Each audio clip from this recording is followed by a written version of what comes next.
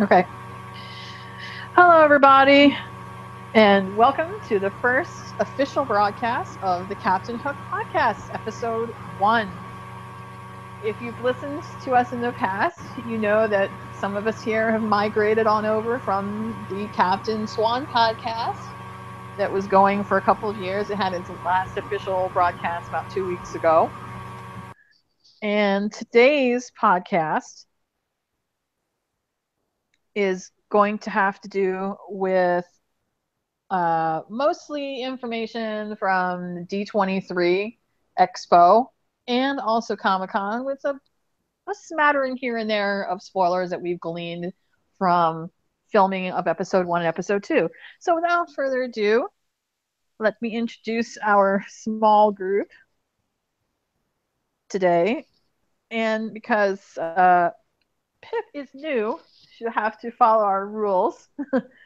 Our rule is that whenever we have a new member of the podcast, we always ask, after you introduce yourself, we always ask, when did you become a fan? It used to be, when did you become a fan of Captain Swan? But since this is Captain Hook podcast, we'll say, when did you become a fan of Captain Hook?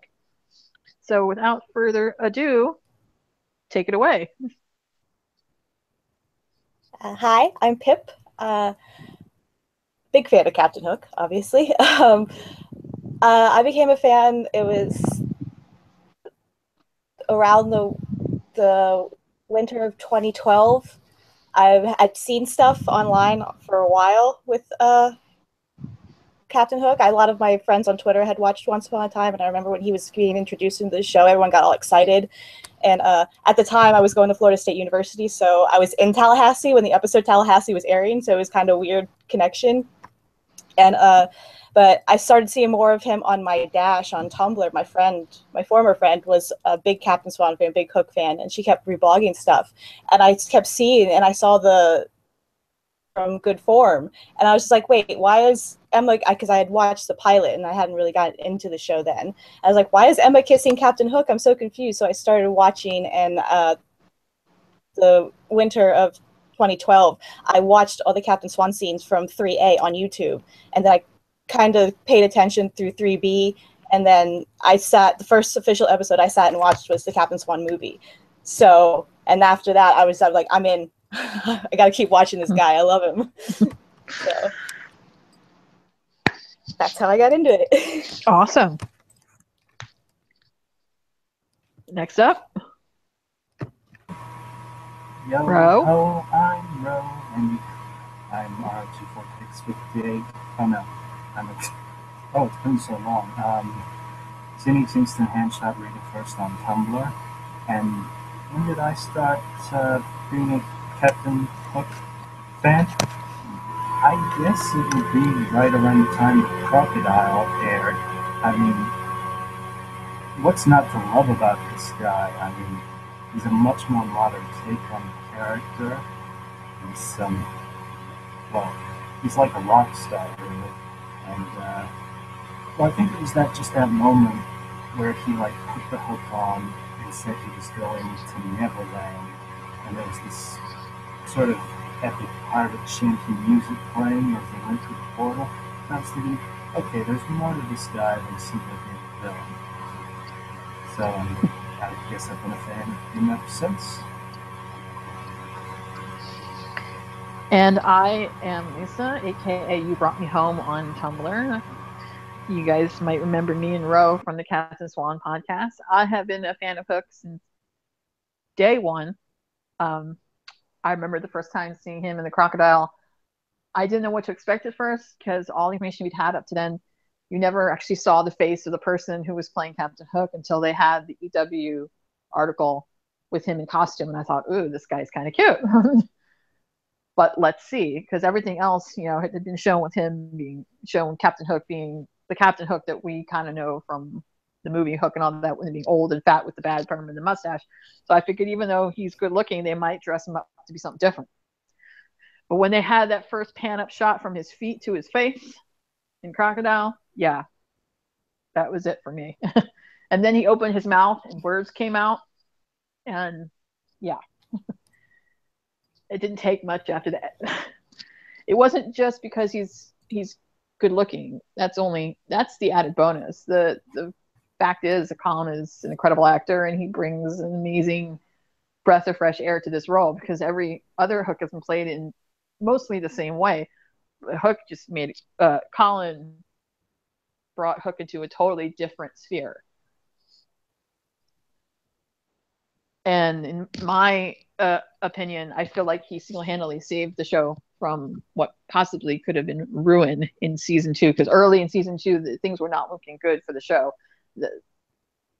The cast had been separated. Some of them were in the Enchanted Forest, and some of them were in Storybrooke. Things were going very slow. People didn't like it. The ratings were slipping. And I feel like the ratings spiked during the episode Crocodile, because everyone was really interested in this new Captain Hook character, and it was a breath of fresh air into a show that was starting to become a fair bit stale. And it's kind of ballooned from there into something even more huge. So anyhow, I was hoping we would have more questions for this podcast. We only have 2 questions, so I think we can get them out of the way pretty quick. They're both from the same person, Hooked on Killian for Life 87. I do the questions. This podcast, as I said before, it was going to focus on information we have gotten from the D23 Expo, which is a couple weeks ago, and Comic-Con, which was last week, as well as the filming spoilers we've had for episode 1 and episode 2. So before I even start with this is not a spoiler-free podcast. There will be spoilers mentioned. We will talk about whatever we do know. It's not a whole lot, but if you don't want spoilers, run away now. Okay. Question for the podcast. What did you think of the panel with Colin at D23? So we'll start with that one, because that was question number 1. Pet, what did you think of Colin's panel? Did you see it? First of all, I should ask. Yes, I did see it. I was live tweeting. I was tweeting about it when it was happening. I wasn't obviously there, but I thought it was really, really good. At the same time, I also thought it was a little bit frustrating. Colin himself, I wasn't frustrated with. It was Adam and Eddie, as usual. With their vague answers, it gets kind of, I get why they do it, but Colin himself is great. And then the surprise of him getting up and singing "All of Revenge Is Gonna Be Mine" just right there on stage was really, really cool. And I made the tweet that said, "Nobody loves Revenge Is Gonna Be Mine more than Colin O'Donoghue. He sings it any chance he gets." And the songwriters from the episode liked my tweet. I don't know how they found it, because I didn't tweet them, but they had liked my tweet. I was like, okay. It was weird, but I thought Colin was great. And I loved him doing the trivia contest. That was really good. Yeah. That just goes to show you how much Colin really knows about his character. Not just the character, but the show overall. Because they had the moderator of the panel did a little quickie trivia thing with Colin, Adam, and Eddie. And Adam and Eddie couldn't seem to answer anything right. But Colin got every question right, except for the question that dealt with season 1, which he has an excuse for, because his character wasn't there. So he doesn't know as much about season 1 as the rest of the seasons. And I'm like, does this look bad for them, the fact that they no longer remember, important details about their own series? That's just a little bit unnerving. So, Ro, what did you think? Honestly, I got the general idea of the panel, but I didn't watch it all the way through.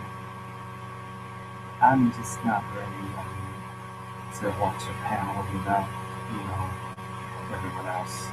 I mean, I'm going to give season 7 a shot, but other than that, but I did see gifts. I know that Colin made a few jokes, and apparently Gabrielle Anwar's daughter was really excited about her joining the show because of her.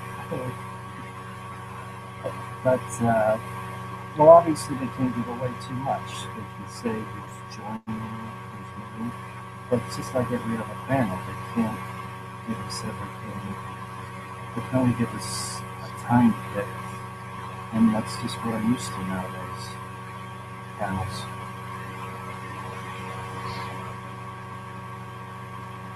I get that.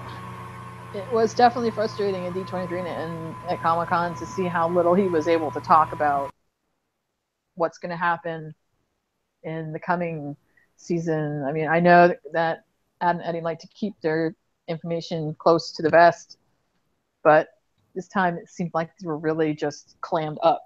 And it might not have mattered in past seasons, but this year when you have a complete cast shakeup and a storyline change and a location change and everything,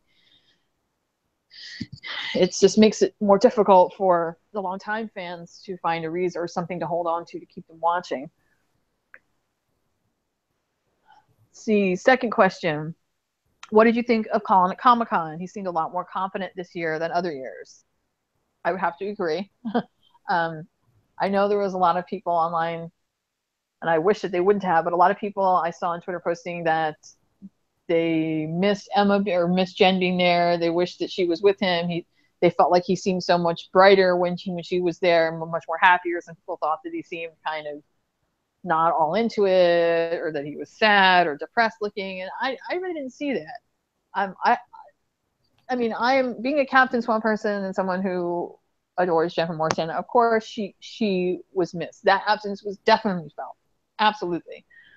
And it's always great to see them together when they're doing press and stuff like that. But I have to say, I felt like this year, more than any other year that he's done Comic-Con, he has completely come out of his show a lot. When Jen was there with him, she was the one that tended to do most of the talking, answer most of the questions, and he was just kind of, yeah.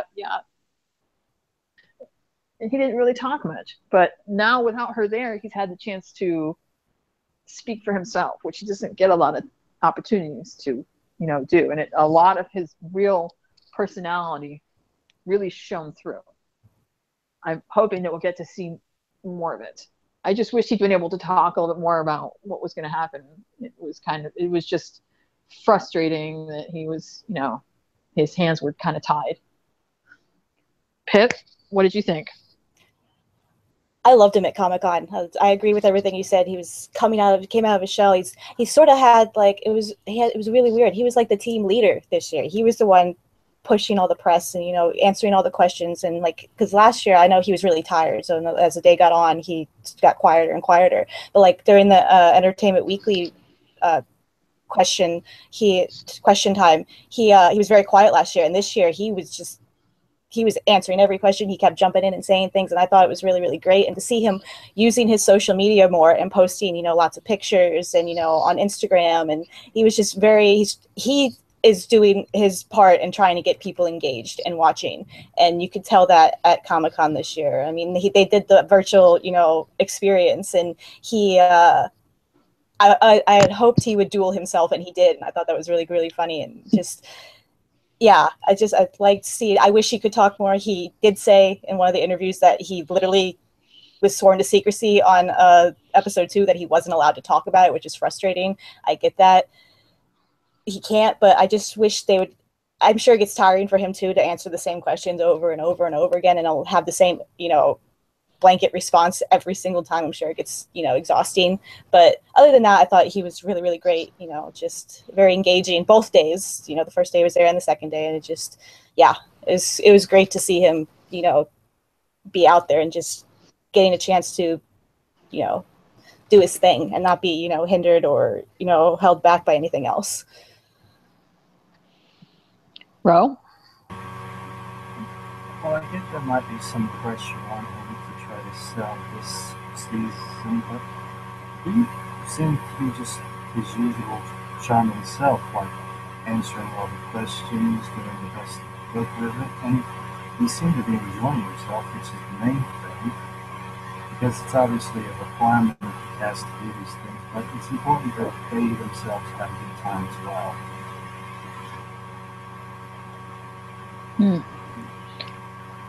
I agree. It seemed like this year they put a lot on his shoulders. Usually, in past years, the cast will show up on Saturday, do their thing, and then leave by Sunday morning. This year, he'd been there since Friday. They put everything on him. They had the virtual sword fighting booth, so you could sword fight with Captain Hook. He filmed the little spiel he did for the hologram of Hook, which, oh my god, that thing was so awesome. I wish I could have it for myself.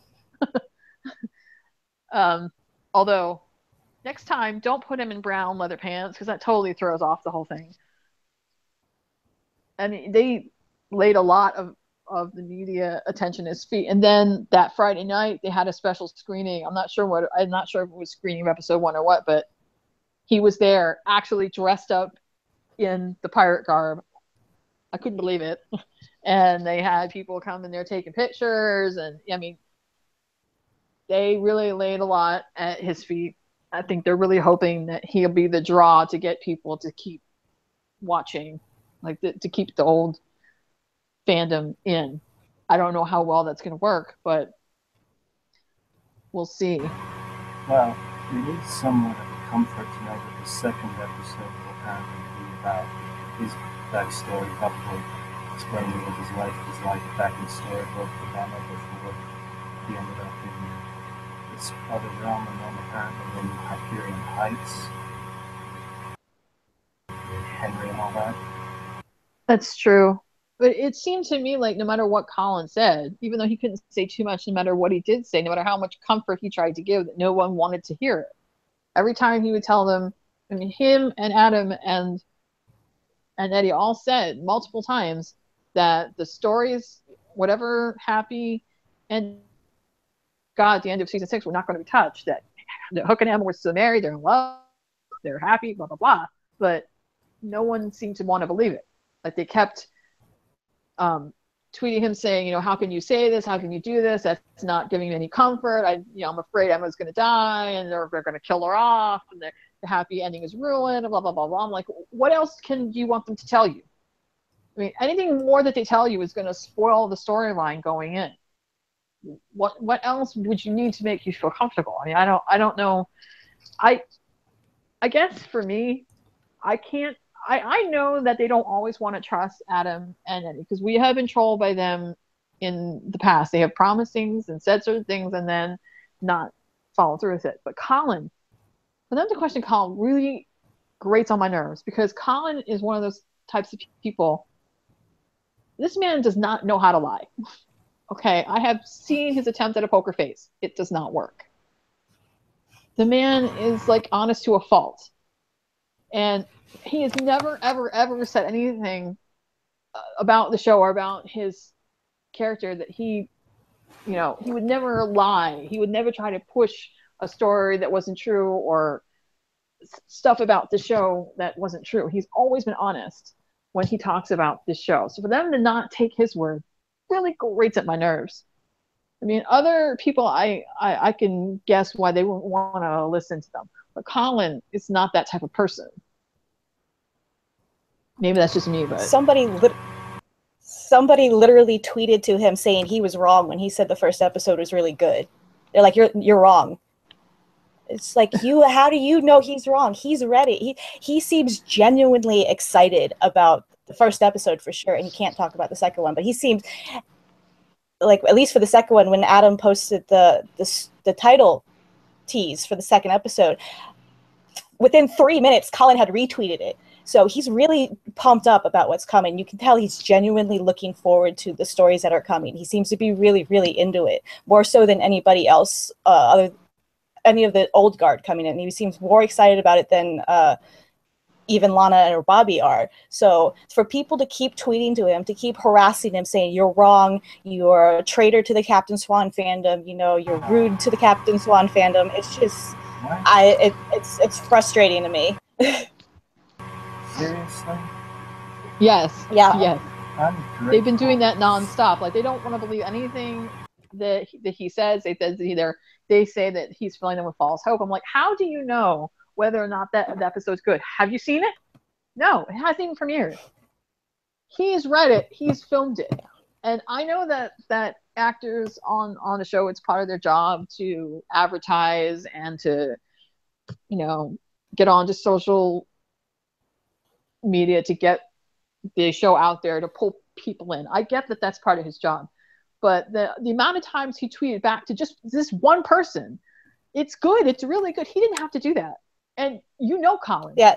Colin does He's not never do a done that lot of- before. Yeah, he doesn't do a whole lot of social media presence. When he tweets, it's like a big deal because he doesn't hardly ever tweet.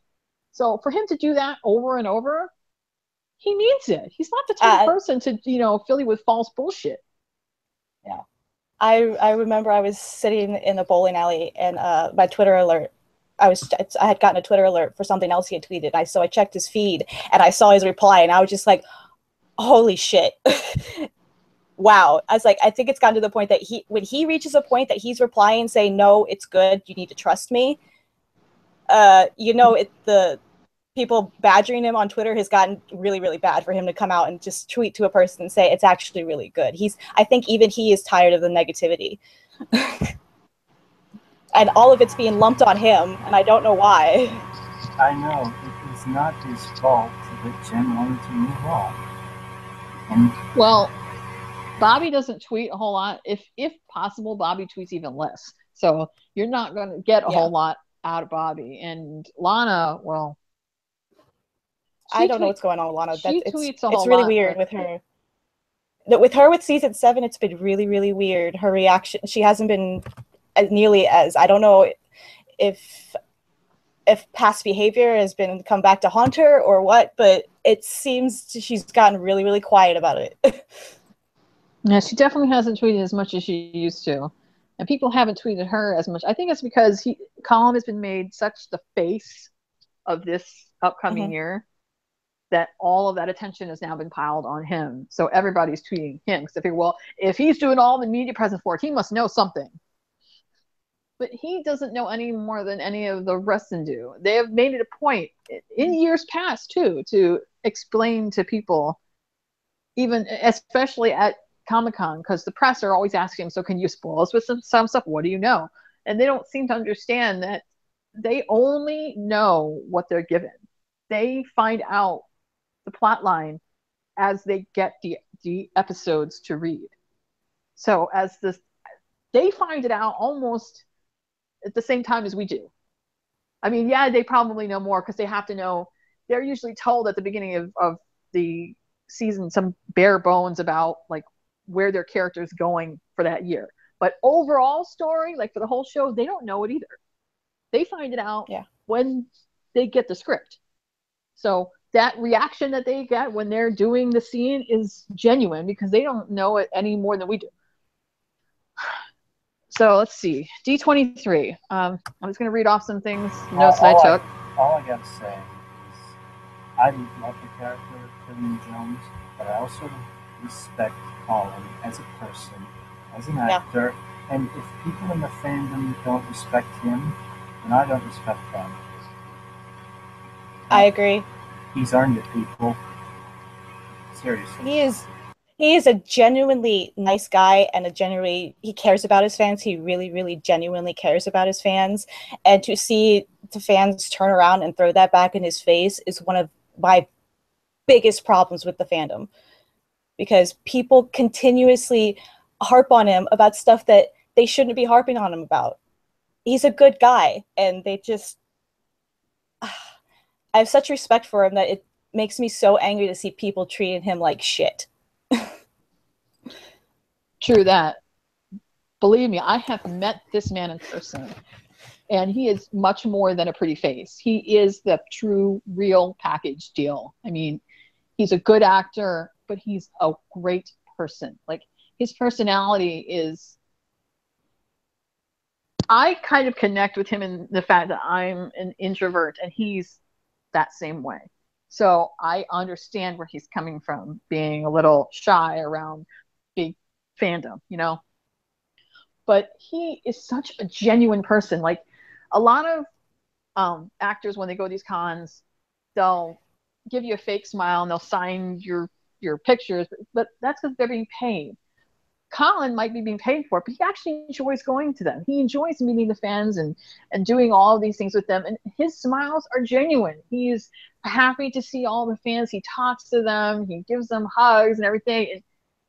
And he's happy being there. He is the sweetest, kindest, nicest person you'll ever meet. I mean, I didn't think that men like this could exist. And yet he does. He really sets the bar high, and it's not just because of his looks. I mean, that's definitely a bonus, but he sets that bar for decent guys really high, because he really is just like the best person.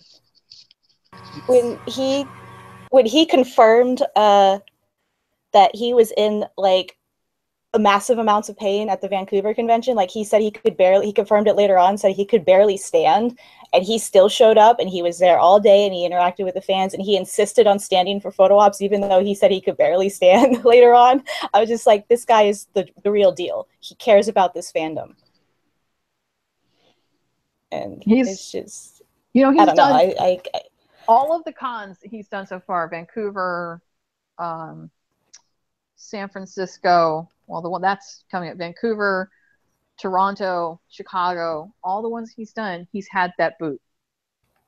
Paris, his foot's been broken this whole time. Even at D23 and at Comic-Con, his foot is still broken. He's just not wearing the boot. Yep. Well, he broke the boot.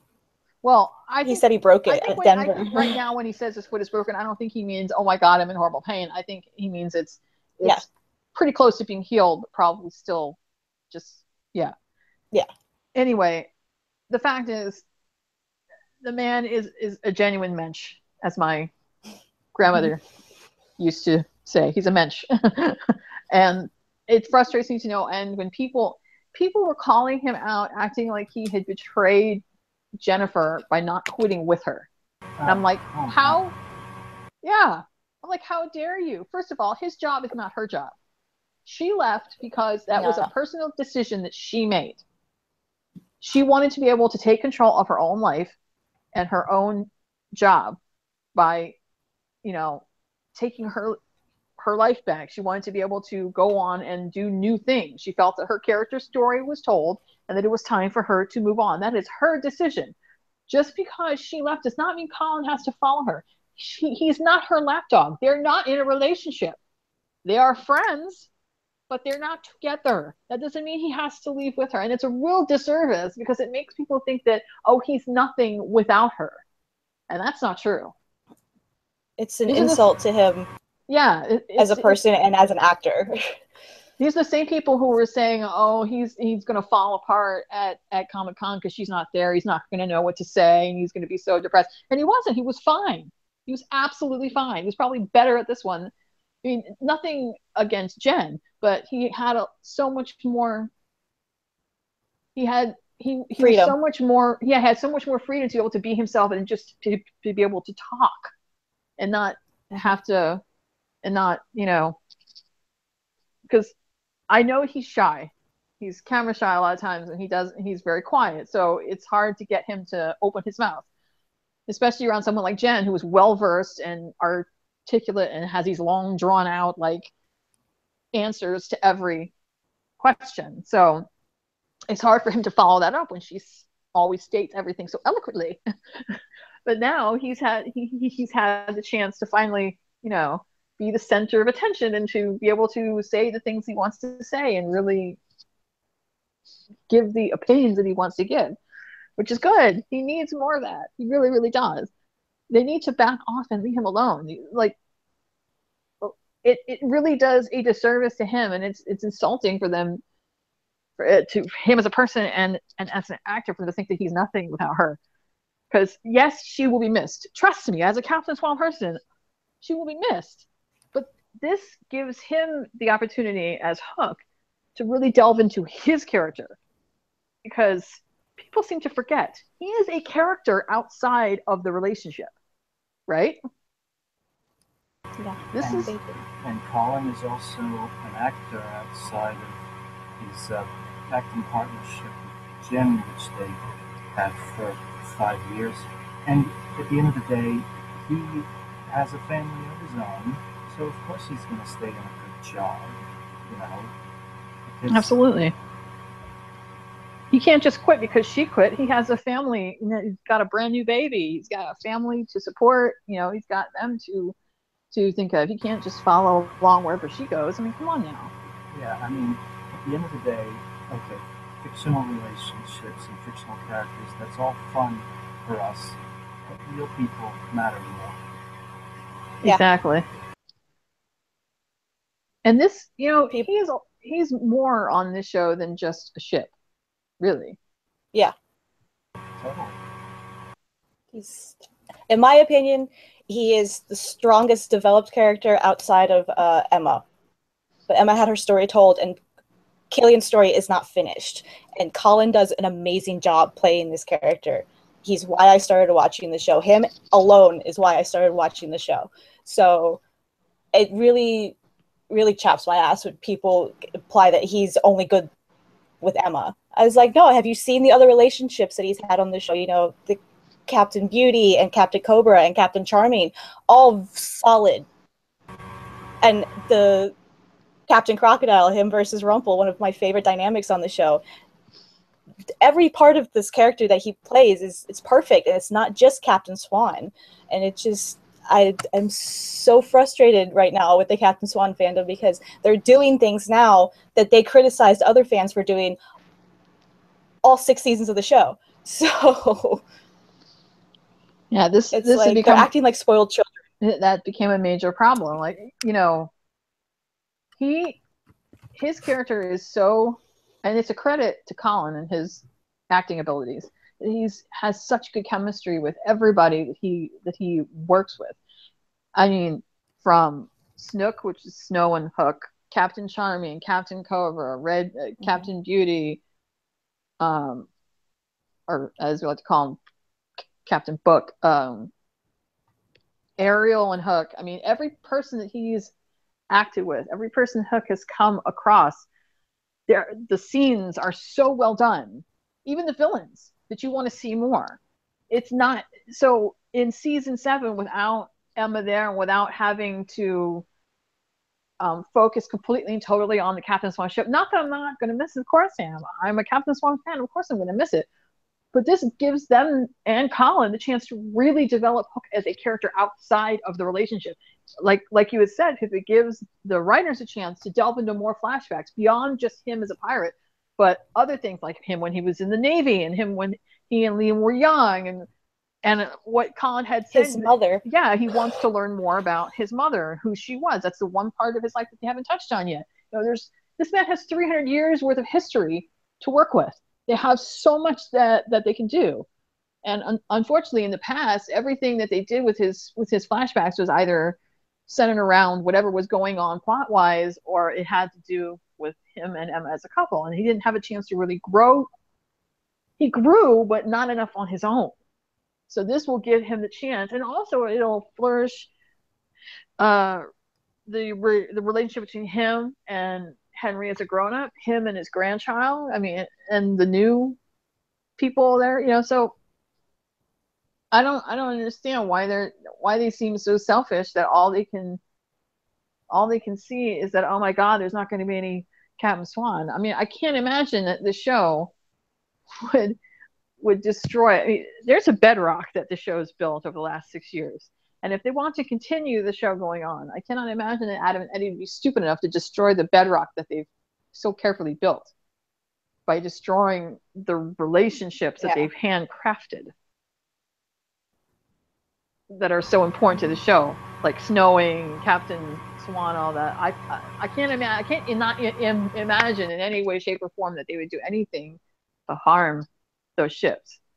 Yes, it won't be great watching them apart, but I feel like the momentum will be hoping towards the end that they get them back together. That will be like But anyhow, okay, so this is some of the notes I took for D23. So we were talking before about the fact that Colin obviously knows quite a bit about Once and Captain Hook trivia. Not only did he beat Adam and Eddie doing their trivia at their panel, but he also at the fan panel that he did, a fan came up, a Once and Hook fan came up, and he did a trivia contest against her, and he won. Now it says here, per Adam and Eddie, the happy beginnings established at the end of the season 6 will not be erased, meaning that the true loves of these characters will not disappear, die, or otherwise. Those stories will remain intact. Per Colin, he has said this about 5,000 times already, Hook and Emma are married and they're happy, period, end of statement. So, like I said, that bedrock that they built, the happy endings they gave to the characters are not going Oh, always. So all these people that are worried about Emma dying, please stop. They're not going to kill Emma Swan. Seriously. Period. Seriously. Also, all the people that keep insulting the people that are still going to watch the show, that needs to stop too. I've had, since the show got picked up for a 7th season, about once a week, if not more, I've been accused of being not a real Captain Swan fan, for only watching the show because Colin is hot, and that I would, keep watching. I would be happy to see Hook with a new love interest. That needs to stop. And also the people that are blanket statementing for the Captain Swan fandom, saying the entire fandom is scared. No, it's not. Stop speaking for me and the other fans that are still watching. We are not lesser, just like anybody that's not watching isn't lesser. Just let people enjoy it. Stop invading other people's asks on Tumblr, their mentions on Twitter. Stop it. Please stop. Yes, please. Do not generalize. We all have our reasons for continuing. And some of us might just watch a few just to give it a go. That's what I intend to do, at least as far as episode 2 goes. I want to know what happens to Emma, and if it's satisfactory, if it's something I can live with, then I'm just going to keep watching, because I love the show. I have since season 1, and I think it's going to be great. The new dynamics that Killian has with his family, because even if Emma isn't around, he married her, but he also married into this family. He has a stepson, a step-grandchild now, and a really annoying step-grandmother-in-law.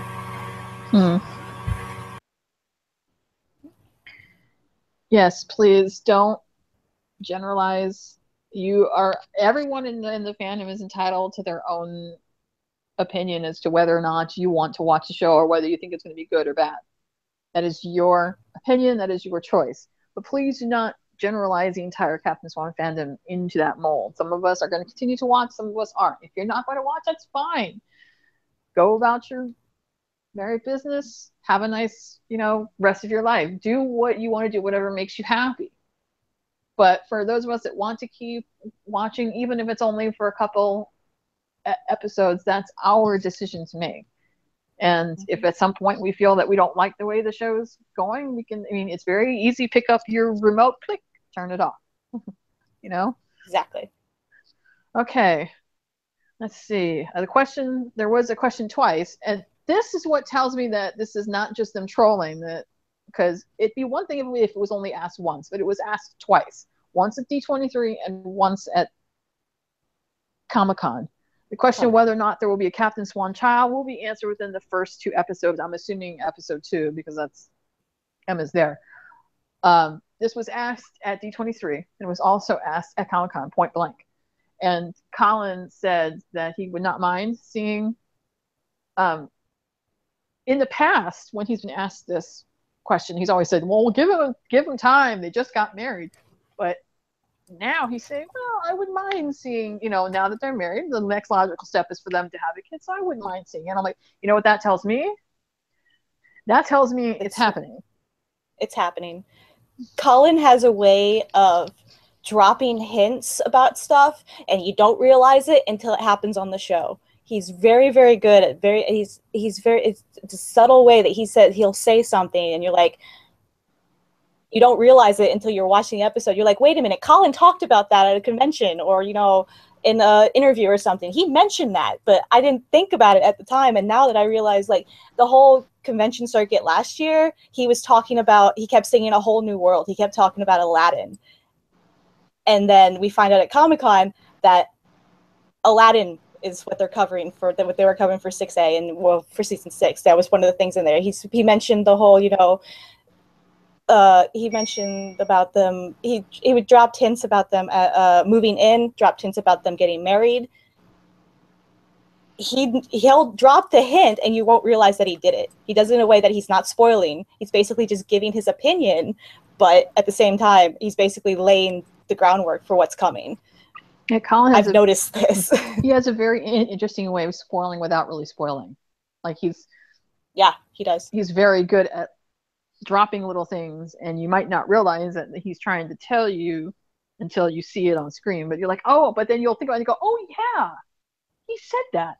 So, because the whole time that they were asking these, I was thinking, I've been racking my brain trying to figure out a reason for them to explain why Emma, especially when they released the plot points about the fact that Henry is found himself, the grown-up Henry has found himself in trouble, and he calls upon Hook and Regina and Rumple. He calls upon his family for help, and Hook, Regina, and Rumple answer. And when they came out with that, I started to rack my brain thinking, I don't understand how Emma would not want to be there. This woman, as much as she loves her husband, she would kill for her child. I guarantee you. She would drop everything. She did kill for her child. Yes, she did. She killed, yeah. So Cruella. I could not think of one single reason why she would not be right there if Henry called and said, I need help. Please help me. She would drop everything to help her son. The only reason I could think of that she would not go is either she's pregnant or they already have a small child. Yeah, I that's what I was thinking too, because if you think about it, the characters that aren't being there all have children except for Emma that we know of right now. Charming and Snow have baby Neil. Zelena has Robin. Belle has Gideon. So, the characters that don't have, go, she would send Killian to go help Henry, because that's a person that she would trust most to go help their son. Exactly. So. And also, they need someone to stay in Storybrooke, because Rumple and Regina both have magic. So it's okay for them to go, but they need at least one person staying in Storybrooke that has magic to protect Storybrooke. And she's the only one left that has magic that can protect Storybrooke. If she's and if she's already got a child, a small child or baby, she's not going to want it. Hook is not going to want her to leave their child unprotected. So it makes sense to me that he would tell her, you stay here, you look after our child, I'll go and I'll help him. Yeah. That's the only thing that makes sense to me. Yeah. And they don't even have to go as far as showing the child on screen. They don't need to do that. All they have to do is just mention it. Like one line will be enough. Ro, do you think there's going to be They've been so vague about that. I really don't want to get my hopes up just in case it turns out not to be true, or if it's what they're expecting, which could be just as well, if we finally get confirmation of sex. But I don't know. I mean, I suppose it would make sense that there would be a reason why Emma can't go. I mean, it works a lot better than her being on the sleeping pills, I gotta tell you. I guess. I don't know what's going to happen, but I just hope that it's satisfactory. Okay, so we know for sure from the sneak peek we got of the first couple minutes of the episode that was shown at D23 that Henry says goodbye to Regina and his family, and then he leaves on a motorcycle. Apparently August taught him to ride so that he can go to another realm and he can figure out who he is as a person. He's trying to write his own story and figure out who he is, because he doesn't feel like he's in any of the books. So he wants to have his own story, and he wants to see the unfolding of other stories. Because apparently in the Sorcerer's Mansion, he's found different versions of fairy tales, like Italian Snow White, German Snow White, obviously Puerto Rican, whatever. So he wants to see these stories. And also to understand how Killian ends up in Hyperion Heights, Seattle, as Officer Rogers, you really have to understand Henry's story and how this all starts with him. Exactly. Now, we've gotten differing accounts. But I know the biggest deal amongst fans is them wanting a straight answer about whether or not Hook, Rumple, and Regina are cursed without memories, or are they, because somebody was starting to say that, oh, I was there on set and I think they're just undercover and they really do know who they actually are. They're just playing it. And I'm like, bullshit. Because you have to have a certain amount of expertise in order to get onto the police force. Rumple does not have that kind of expertise, nor does he have the patience to deal with other people because his crutch is magic. I'm still trying. Yeah. So yeah, I can't see that. And unless the police department is cursed themselves, it would be very difficult for Killian, for obvious reasons, to get himself onto the police force without a lot of hard work. Like a lot of years of training because of the fact that he only has one hand. So, yeah, I highly doubt that they're undercover. But you actually research on that. It is actually possible for... Yes, I did research on that, and it is possible for a police officer to remain in the line of duty with a prosthetic. But they'd have to go through a lot of training and they'd have to work really hard for it, which means that Killian, if he was going to try to become a cop in order to be close to Henry, he'd have to go through like a year or two of basic and work harder than probably everyone else does because he only has one hand. He would also have to pay for a very good prosthetic because I'm sorry, but the Hook is not going to cut it. They're not going to allow him to use that. It's obvious from the filming spoilers we saw that he's wearing a black glove, but he's probably going to make it look like it's a really high-end prosthetic hand. That's what he said, that it's a prosthetic hand. It's not the wooden one. It's not the crappy wooden one that he was wearing in the Captain Swan film. It's an actual prosthetic hand. So it's too much work for them to go undercover like that. They've already stated blanket that the three of them are cursed. They don't know who they are. They don't know who Henry is. They don't know who Lucy is. All their memories are wiped out. Their personalities are totally different. Period. The only person we know of... It would sense because, and they pointed this out in it came out last week, that these three characters we never saw cursed. We never got to see them cursed. Exactly. Even Rumple, because in the pilot episode, when Emma says her name, Rumple wakes up. So we never ever saw him with his cursed personality, except later on in, like later episodes where you would see the flashbacks. But Killian never got cursed. Regina wasn't cursed. So it only makes sense for them to be cursed now and not be pretending, because this is their opportunity to give them other personalities that they didn't have the opportunity to do before. Because the AU Storybook realm at the end of season 4 and the old Hook, the old fat drunk Hook, doesn't count because they're still Hook. No, it doesn't. Because it's still Hook. It's just different versions of Hook, but it's still Hook. This is a totally different person. We know that his last name is Rogers because we saw the name tag on his shirt.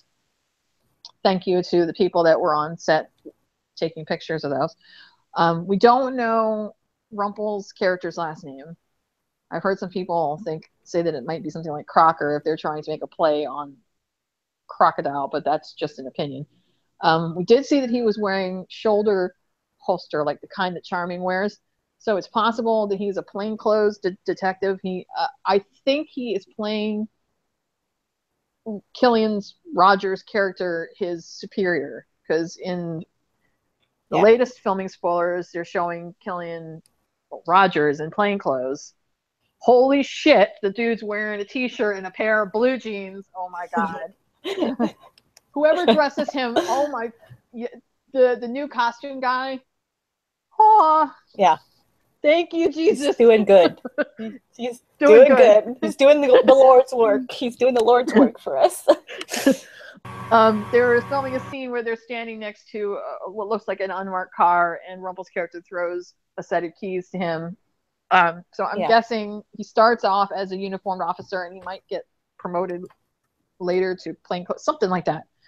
But it seems to me like Rumple's playing his superior, which, if Killian had his memories, would probably really grate on his nerves, because I doubt that he'd want the crocodile to be in any way superior to him, ever. Regina's is the only one that's really up in the air at this point. The trailer we saw her filming we saw her in a bar. Her hair was different. She had big hoop earrings on. She was wearing a denim jacket. She might be a bartender, possibly. That's the going consensus at this point. But I think the idea is there's also this backstory that's going to be told in flashbacks with the three ex-villains, obviously, and what happens with them and Henry and how the curse actually ends up being cast. Because there are other spoilers about Colin dressed as, Storybrooke killing him with his jacket and everything, and what I assume is to be this other realm, this enchanted forest where apparently Cinderella comes from. Because, as they've already said, Henry asks for their help and they come. So I assume there's going to be more reveal about that as the season progresses.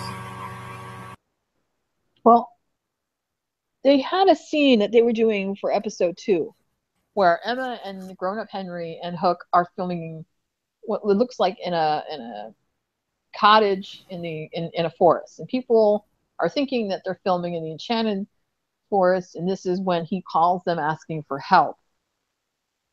Now, I don't know if that means that some of them get stuck in the enchanted forest or stuck in Storybrooke and some of them don't. Like maybe they go there to meet him to find out what's going on, and then they get wrapped up in a curse and all split in different ways.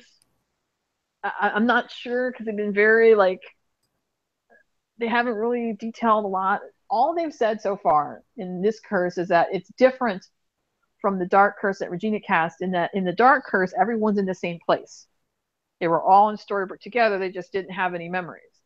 Whereas in this one, whoever cast it has learned from Regina's mistakes and has now pushed them out. So they're all in different locations. They won't know where each other is. They're all in different areas with no memories. So it does explain why Emma's not there, why the Charmings and Zelena and Belle, all of them are not there if they're all in separate places. I'm also wondering if the whole thing in the season 6 finale, they established that the enchanted forest started to fall apart when Emma stopped believing. It started to disappear.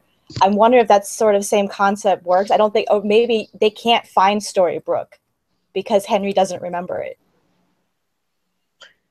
I'm wondering if that kind of comes into play too. At this point, anything could be possible. I know they said that Hook, Regina, and Rumple's cursed personalities be complicated and not like anything we've seen before. So I would almost expect for the dynamics to be, because the way that Adam and Eddie do these cursed personalities, they're almost like in opposition to what the characters normally are.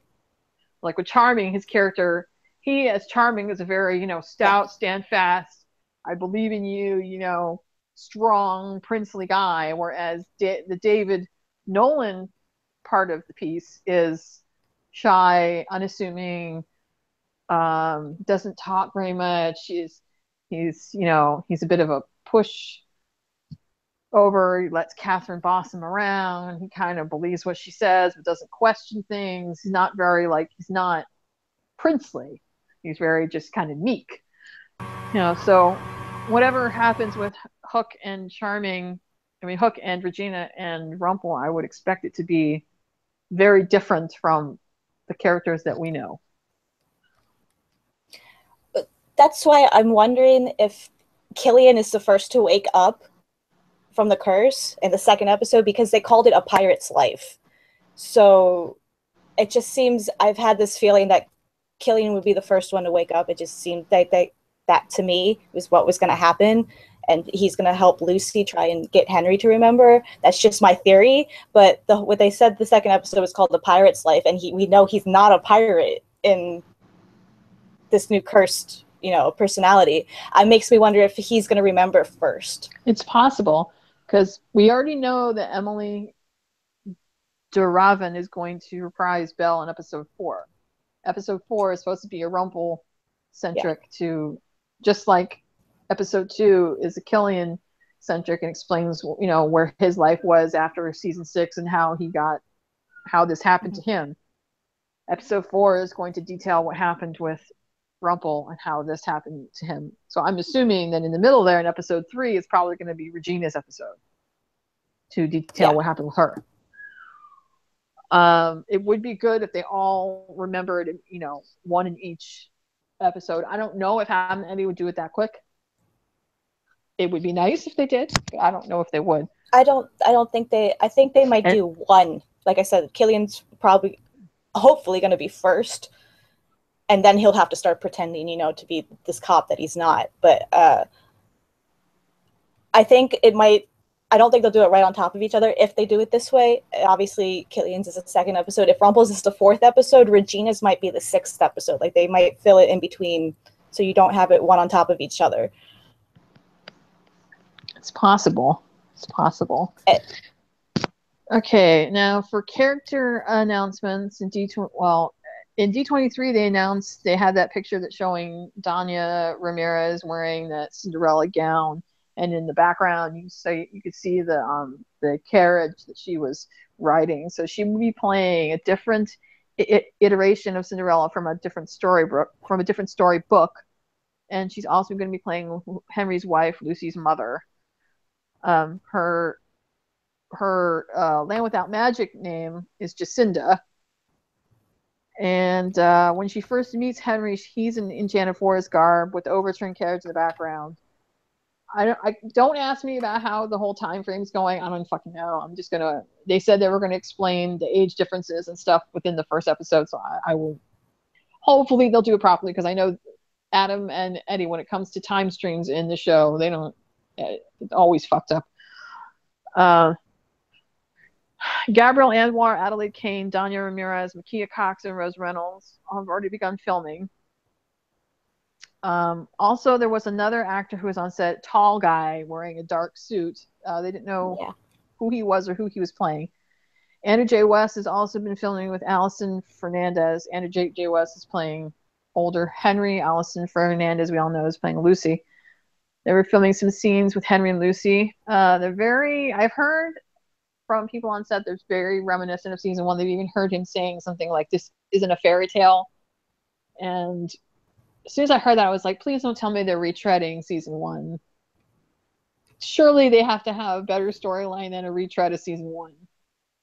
Because that was almost word for word what Emma said to Henry just before he ate the apple turnover. I hope it's not that. They can do better than that. Any thoughts? I don't know. They might just be throwing in hints to make it similar to season 1, but obviously it's a different type of curse. We have different cursed characters.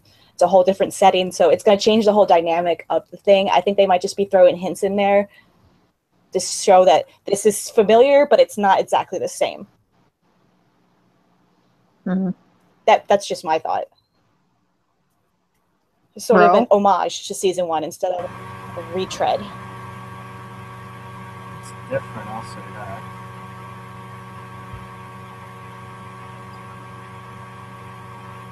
Maybe not. Okay, on to Comic-Con. Adam and Eddie said that they want to honor the departing actors and their characters' stories by ensuring that they have their happy endings remain intact despite the events of the new season. They said the point was not to ruin the happy endings, but to open a new book and start a new story. This being primarily focused on Henry's happy ending with Cinderella. All the established relationships and happy endings will remain intact. This includes the Cinderella in Storybrooke. She is still Cinderella. The Alice in Wonderland we know from the spin-off is still Alice. These are just different versions of those characters. Let's see. So only first and half of the second episode have been shot. The actors have not read the scripts beyond this, so they obviously when they were answering questions, they didn't know very much of the overall plot. The overall arc is Henry's happy ending as he searches with his daughter Lucy for his true love, Cinderella. That's all we know so far. I think it's a nice callback to the first thing that the first save that Henry and Emma made when they saved Cinderella. So it's kind of good that he found a Cinderella of his own. And it's kind of clever how they do different iterations because that's just how it is in the actual fairy tale lore. There are different versions, and some of them actually are pretty grim when it comes to Cinderella, like the stepsisters getting their feet or toes cut off so they can fit the shoe, or getting her. But yeah, so basically it's what the DC shows are already doing with the multiverse. And I think Jefferson even referenced this like back in season 1, that there are multiple realms, there are infinite possibilities. Like, it's not just a storybook, it's not just this one world. And obviously they're going to try to open up more to that, and it's fine for me because the character that I've enjoyed watching, actually two characters I've enjoyed watching for some time now, are going to be involved, Gillian and Henry. So yeah, I'm down with it. I just want to see how it all unfolds first.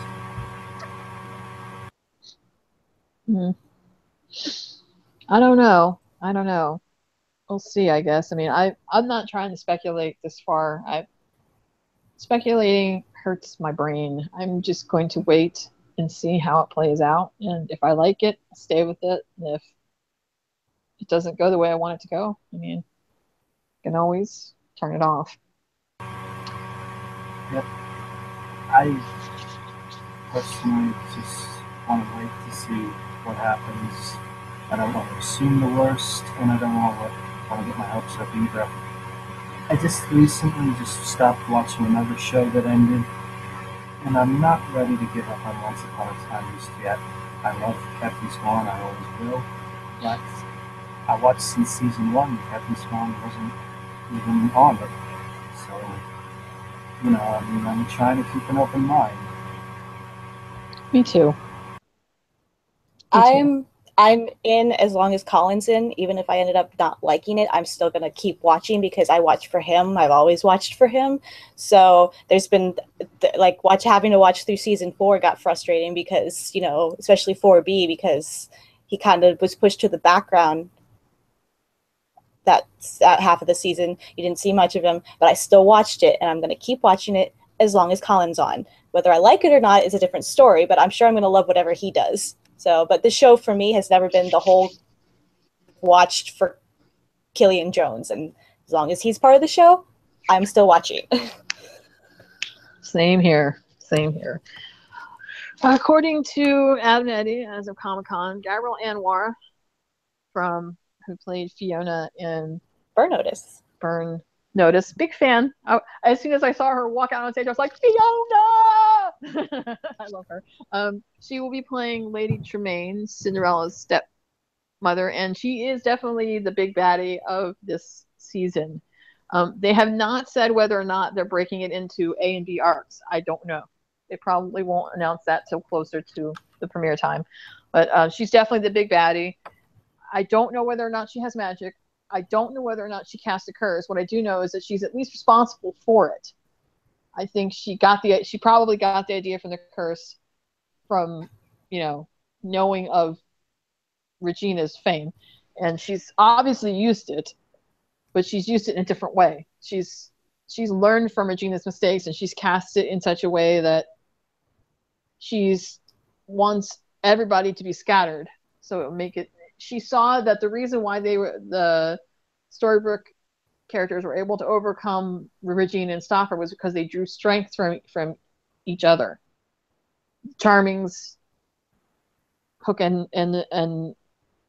Emma, their love was strong. They drew strength from each other being there. So she learned that if you scatter them, then they don't have that support. And if they don't have that love, it'll make it much more difficult for them to remember who they are and to stop her. Apparently, she's not doing this out of revenge. She's doing this blanketly because she wants power. She doesn't like Cinderella. She doesn't want Cinderella to be on top, and she wants power, which is very much reminiscent of what Lady Tremaine is supposed to be. Adelaide Kane is playing her Cinderella's stepsister Drusilla. Rose Reynolds, the blonde, is playing a new version of Alice from Alice in Wonderland, which is separate from the once Wonderland verse. Just putting that out there. Makia Cox will play Tiana, and I've heard recently that she was filming with an actor who is believed to be Naveen, Prince Naveen. I don't know who her Land Without Magic, what her Land Without Magic name is, or what her story is. But that's what we know so far about the new people that are coming in. They're not taking the place of the already established characters. Again, they're not taking the place of the already established characters. The Cinderella that we know and love from Storybrooke is still Cinderella. The Alice in Wonderland that we know from once Wonderland is still Alice. These are new versions of the characters. Think of it this way. If you live in India and you have an Indian version of Cinderella, or you live in Japan and you have a Japanese version of Alice, it's like that. Different versions of these characters from different countries. So let's see. So Henry leaves for parts unknown. Time passes. He gets himself in a spot of trouble. And this kind of links up with the flash forward that we saw at the end of season 6. It's 10 years after he leaves Storybrooke. And the scenes that Lana and Jared filmed were about 4 to 5 after the end of season 6. So Henry's about 18 to 19 when he leaves. And then 10 years pass. So he's about the same age as Emma was when she first came to Storybrooke. 28-ish. He leaves through a portal. He meets Cinderella. They fall in love. They get married. Lucy's born. At some point, there's some trouble. Like we saw that at the end of season 6, that there was some big bad darkness, whatever the fuck it was. So he's asking his family for help. Hook, Regina, and Rumple answer the call. That's really, of the overall story, that's all we know so far. We know that Colin, again, is playing a cop. Rumple is probably playing a cop. Regina might be playing a bartender. As of episode 2, Colin, Jen, and Jared filmed parts of episode 2 on the Jolly Roger and in the Enchanted Forest. So we're going to be seeing some Captain Cobra sword fighting on the Jolly. Always awesome. It's great to see. I'm assuming that's going to be showing like his happy ending in Storybrooke and all that good stuff. Captain Swan scene on the Jolly Roger. And then there's a scene with grown-up Henry, Hook, and Emma. I'm not sure if it's in Storybrooke Forest or if the Enchanted Forest. We're all assuming this is when Henry calls in for help. Again, we don't know why Emma stays behind. Either she gets caught up in the curse and is thrown somewhere else, or maybe she's pregnant and she doesn't want to leave their child. Again, Adam, Eddie, Robert, Colin, Lana have all stated this about 5,000 times, so I'm going to state it one more time. People won't ask. They're still playing the same characters that they've always been playing. There will be no alternative versions of Hook, Regina, or Gold. You know, Henry's not going to go to some other realm and see an alternate version of Hook or an alternate version of the Evil Queen. There's one Hook, there's one Rumple, there's one Queen. Period. End of statement. They will be cursed with cursed personalities and a completely different set of memories. My theory is that they all went to the Enchanted Forest to help Henry, because that's where all this action was taking place. And from there, they get swept up in this curse that was cast, and it deposits them in the brand new location, Hyperion Heights, which is a suburb of Seattle, Washington.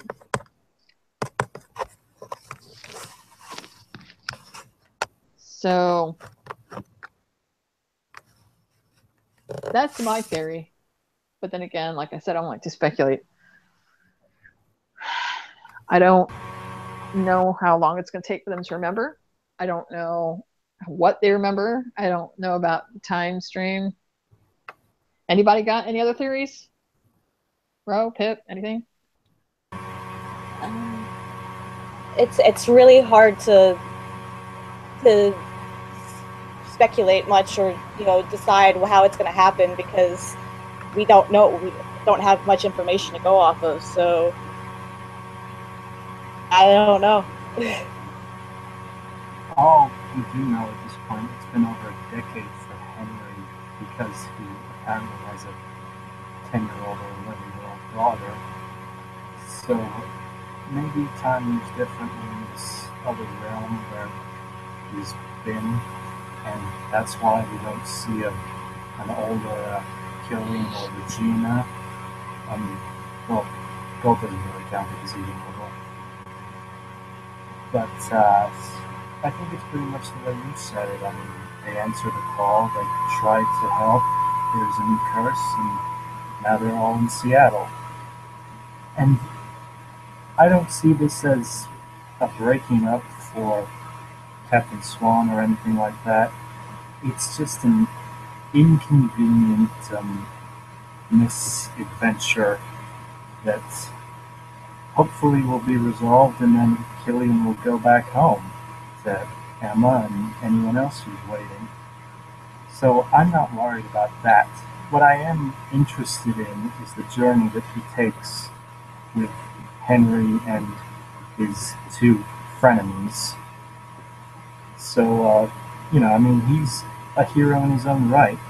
Not everything to do with Killian Jones is connected to Emma, because he's his own character. He has a family now of his own, because he married Emma. Henry is his family.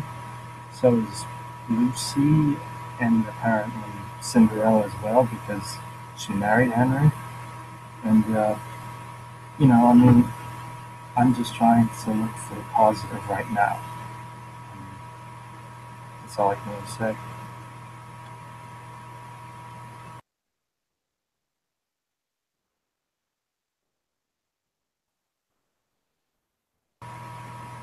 Anybody else? Helped quickly so they can go back home, but I don't know if they have to push it out for the whole season. And yeah, but to be realistic, these episodes take place in just one day if you include flashbacks. That's true.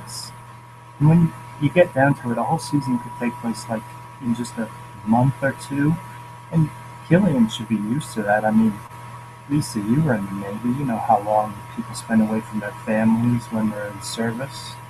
So, I mean, yeah, it won't be this long for Captain Swan.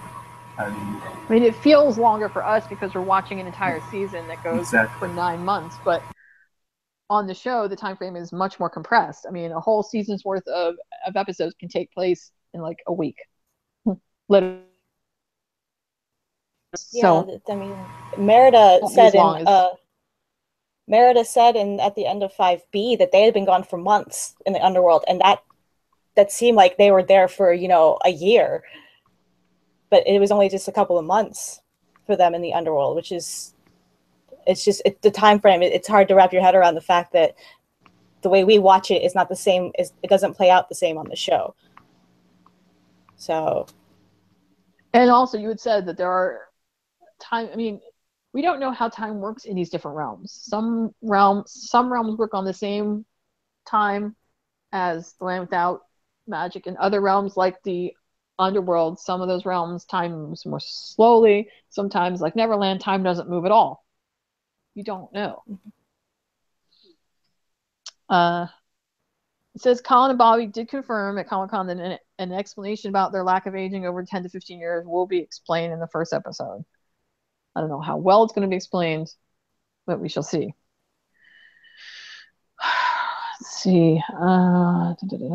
Gold might be playing a detective with dubious morality. Regina might be a bartender. The villain of the moment is Lady Tremaine and stepsister Drusilla.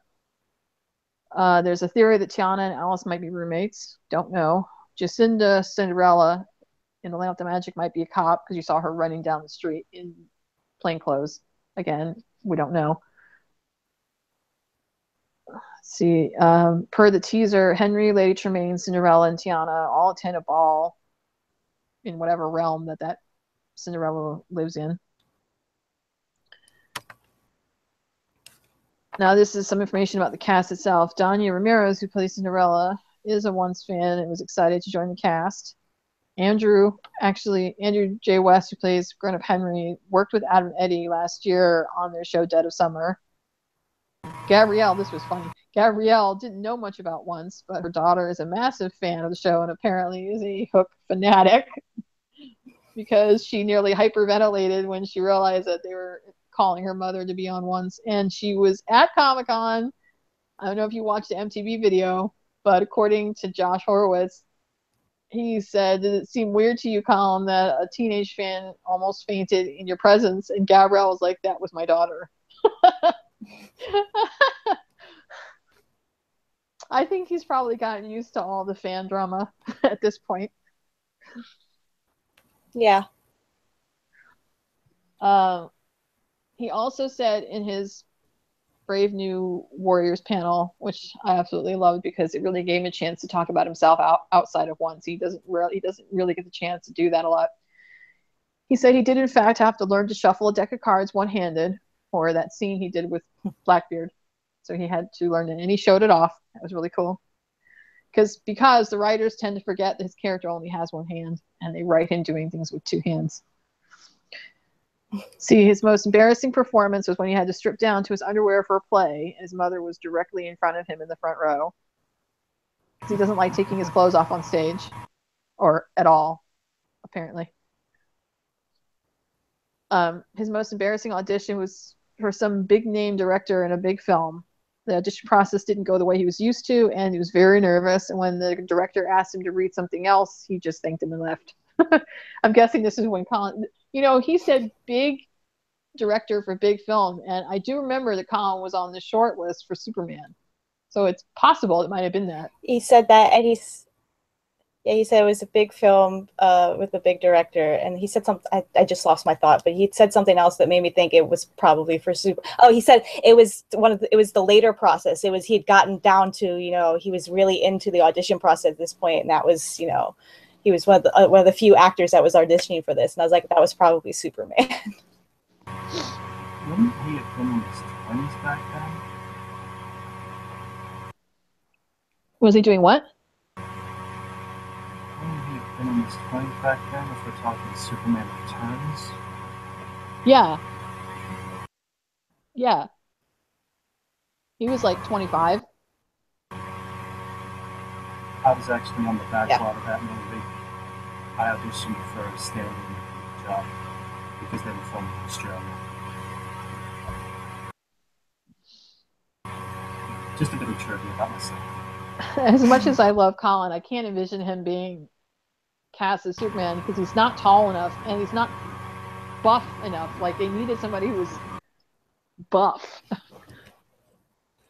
And I don't think that. What about Bond? Maybe. I find it interesting though. Everything seems to be tying back to the Tudors in a weird way because Colin was on the Tudors. He played Duke Philip on the Tudors. He was the love interest of Mary Tudor, that's Sarah Bolger, who plays Aurora on Once Upon a Time. Noir was on the Tudors. She was Henry's sister on the Tudors. And Henry Cavill was cast as Superman, and he was Charles Brandon on the Tudors. So it's really weird. British TV, it's very the cast is everywhere these days. You see them in one thing, they're getting everything else. It's a lot more limited. But it's good. He got other options outside of the UK, and now here he is. Once really was his big break, so I do not begrudge him his choice to stay. Why would he leave? He's got it good at the moment. I have to say I'm thankful for his agent for getting him cast in the Tudors when he did. Because if he hadn't been cast in the Tudors, then the casting people who were trying to cast Michael Kovac in The Right would not have seen him, and they wouldn't have cast him. If he hadn't been cast in that movie, he wouldn't have gotten the exposure he did with Anthony Hopkins in order to be cast to play Captain Hook. So a lot of good things happened to him to get him to this point. it's not easy when you come from a country that is small and they're filming. They don't have a lot of. Ireland's a small country, not a lot of actors, so everything is like tied together there. Everybody's been in like everything there because there's not many actors. So it's good that he's been able to shop himself out. Let's see. Colin has done push-ups before a shirtless scene in the past. Thank you, Jesus. I'm sure we all remember his music video for the words. Thank you, Christina Perry. Thank you. He was the only one on the Heroes panel who had not been accosted by the police in an embarrassing situation. His response, "I'm wholesome." That makes sense. He seems that type. He's not that type that would get. I mean, he might go out drinking with his buddies, but he doesn't seem to me to be the type to do anything crazy. He's just one of those really like shy types. Let's see, last good cry was after the birth of his daughter. He really embraced the leather pants and the eyeliner, but wishes the writers would remember that his character only has one hand when they write his scenes. Let's see. Now this is really important. He got a lot of flack for this particular thing that he said in the press room. Mm-hmm. But I don't think that he was trying to be mean about it. I think he was being real. I mean, this is something they've dealt with since the show started. He feels that the people that have been complaining about the new direction of the show are the same people that would complain if everything was the same and they continue to do the same storylines over and over and over. He's right. Adam and Dave made a point of saying that they can never make the fans completely happy. They can't do everything that the fans want because it's just not possible. So these same people that are complaining that the show is getting stale and that they're tired of seeing the same storylines are the same ones that are bitching about, oh my God, everything's changed.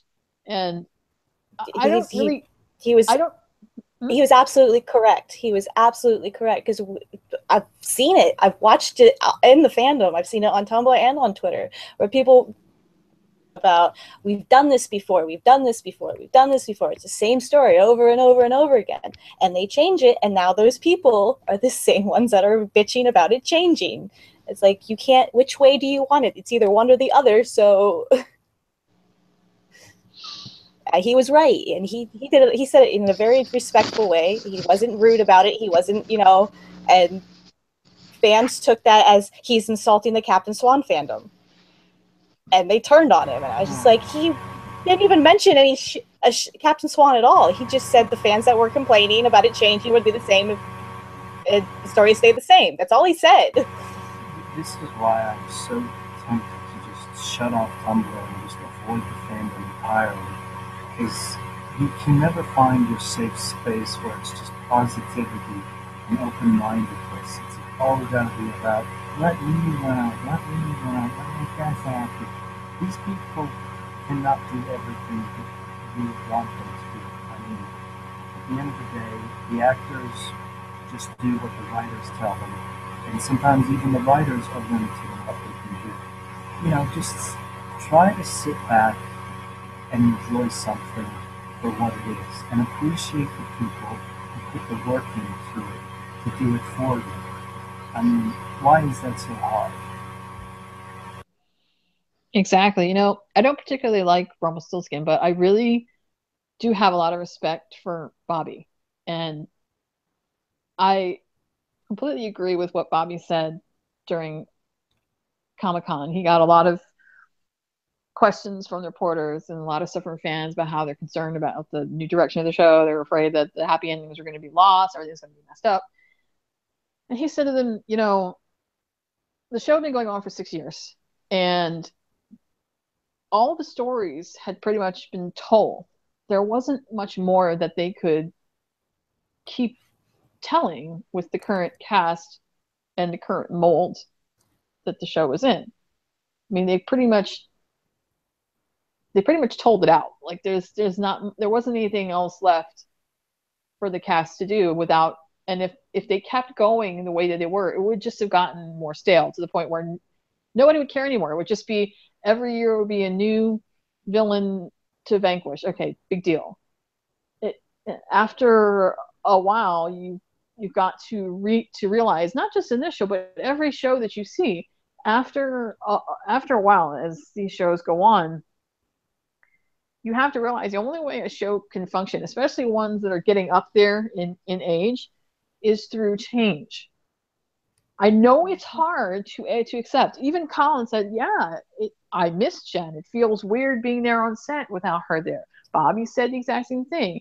I miss Emily. It feels very weird. It still kind of hurts that she's not there, but we have to move on. We have to change and let the show move to the next to the next place. If it continues going on the same road that it continues on, like everyone else was complaining, like, oh my God, this is getting so boring. This is all saying shit over and over. They want something different. And now Adam and Ed are giving us something different, and they're complaining that it's too different, that they can't deal with change. They get it. They get that it's hard. They're grieving too, just as much as we are. They're mourning too, just as much as we are. But they're trying their best to roll with the punches, to go with the flow, and just kind of see how the show rolls with this new way of telling the story.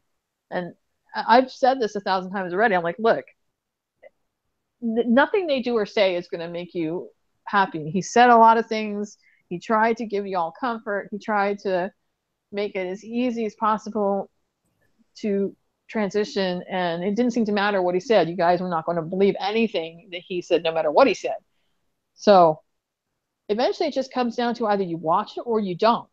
You give it a chance. If you don't like it, turn it off. If you like it, watch it. If you don't want to watch it, don't watch it. But I mean, they can't force you to do something you don't want to do, and they can't I mean, I don't know how else to really say it. They can't make you like it if you're not willing to listen. And that's what it seems to boil down to, that the fandom just doesn't want to listen anymore.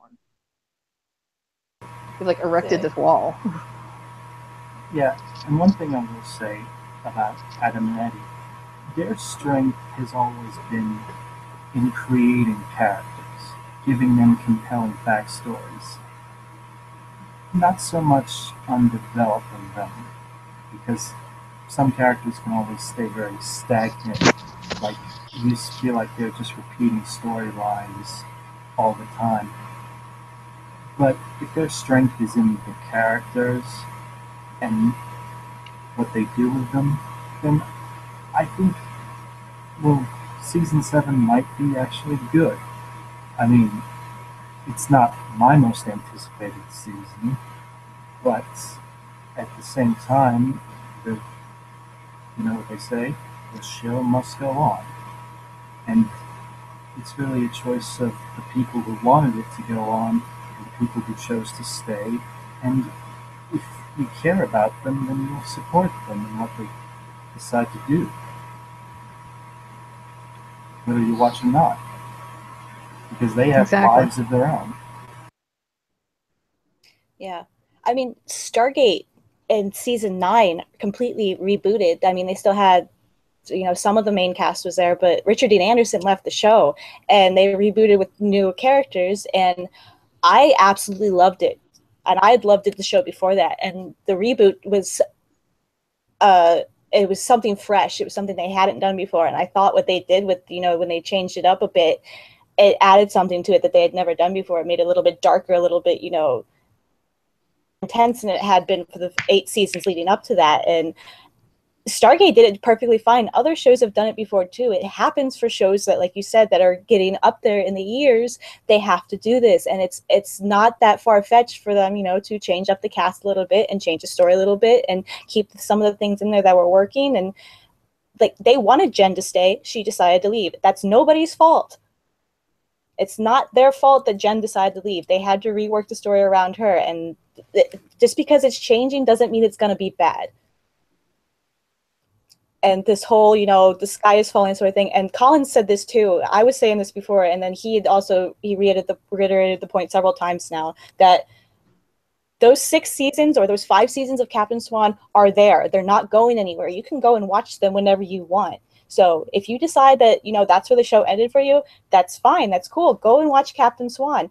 We had a great story with Captain Swan for 5 seasons. One of the best examples of shipping there is out there. We got everything that the ships don't usually get on TV shows or anywhere.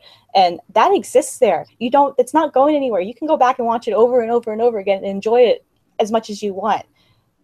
So this whining and complaining and bitching constantly that you're not getting what you want is, I remember I said it on Twitter when we still didn't know the future of the show. I was like, and people were bitching and complaining about 6B, about how it wasn't going. I was like, y'all are going to sit here and bitch and complain about all this stuff. What happens when it goes away and you don't have anything to enjoy anymore? You need to enjoy this now, because I get the feeling this is going to be the last bit of Captain Swan we're going to get as, a show, and it's going to go away and you're not going to have it there anymore. And now it's not there. People are complaining. And I was just like, it's like I said, you can't have it both ways. It's either there or it's not. And they can't have her there. So either watch the show or don't watch the show. It's really that simple. And Colin made a really big point of it. In every interview and panel that he did, D23, Comic-Con, EW, MTV, TV Line, all of them, he said this over and over again. Captain Swan has become an entity unto itself, and it's not going anywhere. Not just that you can watch the reruns anytime you want, but that Adam and Eddie are not going to destroy it. It's still there. They're still married. They're in love. They love each other. Their happy ending is intact. Just because Hook is somewhere else does not mean he's not still a married man. Is he going to have a love interest? I doubt it, because that's not the point of the show right now. The love interest, the love story right now for season 7 is Henry, not Hook. That story is told. There's no point in them giving him a girlfriend or some shit, because he is no longer the focal point. The focal point is Henry. He and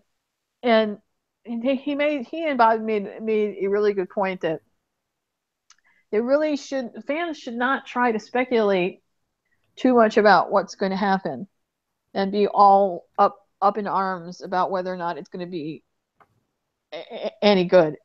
They should just sit down, watch at least the premiere, and if they like it, continue to watch. If they don't, turn it off. That's as much as they can ask. I mean, I think that we should just take the surprises as they come and try to roll with it. And if you don't like what you see, you have a remote. Turn to a different channel or turn it off. I mean, there's not really much to say beyond that. I mean, bitching at the writers and the producers and the actors especially, it doesn't get you anything, because Colin is not responsible for the decisions that the writers or the Adam Eddie make. He's just the guy that gets the script and reads the lines on the camera. That's it. I mean, he can't take what you say in Twitter or on Tumblr or whatever and then go running to Adam and Eddie be like, oh, they hate it. We have to change this. It's like Adam said, by the time the fans see the episodes, they're already on they're 10 episodes ahead. You can't change it. It's already set in stone by the time you watch it. So exactly, it's not like they can go back and rewrite the shit. Yeah, that's always been the thing.